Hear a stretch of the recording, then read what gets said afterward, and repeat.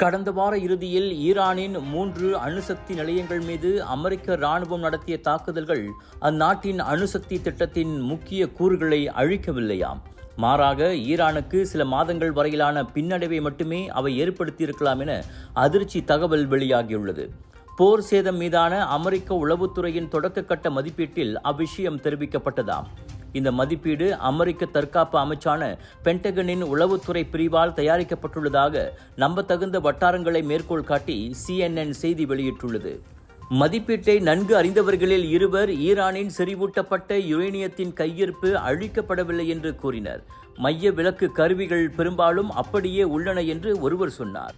மற்றொரு வட்டாரமோ அமெரிக்க தாக்குதல்களுக்கு முன்னரே செறிவூட்டப்பட்ட யுரேனியத்தை ஈரான் முன்னேற்பாடாக வெளியே கொண்டு சென்று விட்டதாக கூறியது. ஆனால் இந்த தொடக்க கட்ட மதிப்பீடுகள் ஈரானின் அணுசக்தி செறிவூட்டல் நிலையங்களை முற்றிலுமாக அழித்துவிட்டோம் என அமெரிக்க அதிபர் டொனால்ட் ட்ரம்ப் திரும்ப வெளியிட்ட கூற்றுகளுடன் முரண்படுகின்றன. போதாக்குறைக்கு அமெரிக்க தற்காப்பு அமைச்சரும் ஈரானின் அணுசக்தி கனவுகள் தகர்க்கப்பட்டு விட்டன என கூறியிருந்தார். இப்படி ஒரு மதிப்பீடு இருப்பதை வெள்ளை மாளிகை ஒப்புக்கொண்டாலும் அதன் உள்ளடக்கத்தை ஏற்கவில்லை என்றும் தகவல் வெளியாகியுள்ளது.